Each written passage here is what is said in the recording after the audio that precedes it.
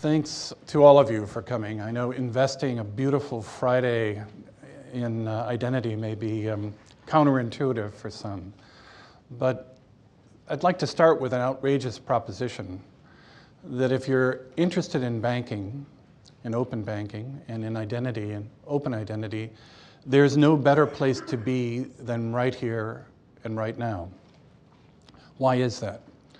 Well, I would look to three forcing functions to support that statement. The first is the obvious topic of Brexit, that Brexit forces the UK, both the public and private sector, to think about interoperability in new ways and to restructure as needed and to deploy new systems that will be interoperable with not only the EU, but this emerging global ecosystem. So that's the first forcing function. The second comes from Her Majesty's government through the voice of the CMA, which has challenged the banks, the 9 largest banks, to come up with a proposition around how banks will become more interoperable with competitor banks, with challenger banks, new startups and fintechs.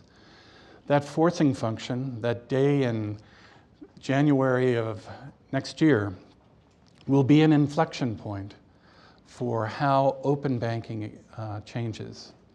The third forcing function is, as Sarah mentioned, the evolution of government identity systems, and specifically gov.uk Verify. So Nick Harrison will speak to the reuse of verified identities in the government system and in the marketplace. So each of these forcing functions, Brexit, open identity, and open banking, really come together in today's discussions. Each of those themes will be keynoted.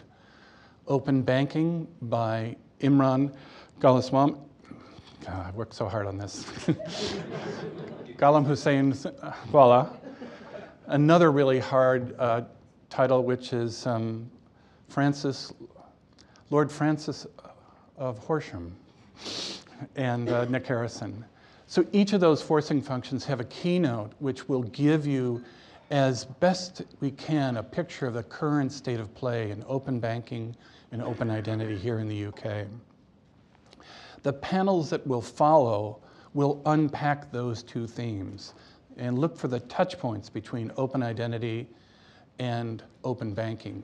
The panels will unpack what we mean by that by looking at the commonalities between those two vectors. Those are, what are the business, legal, and technical requirements of new schemes and new approaches in open banking? And in a parallel notion as well, the technical requirements needed to create this ecosystem, the financial and the legal requirements to create the schemes that will unlock the potential of identity here in the UK. So the keynotes and the panels really will give you, I think, as good of a picture as we can about this particular time for the UK. I'm really pleased to be here. We'll be talking about the tools and rules of identity systems and banking systems, the tool set being systems and software and standards. And we'll try and apply those tool sets to the rule sets, the governance requirements that are expressed in business, legal, and technical requirements.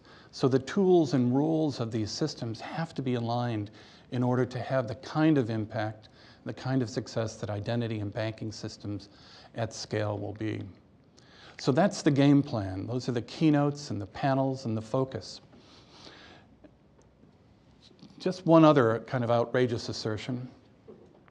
The whole world is watching. Last night at dinner, Ali Adnan had just come back from Japan, where he was talking to Japanese banking authorities who said without hesitation that they're watching what happens in the UK and the impact that that will have on the Europeans and PSD2, and how the Japanese Banking Association will adopt those standards, because they, like all these other players, need to have global interoperability.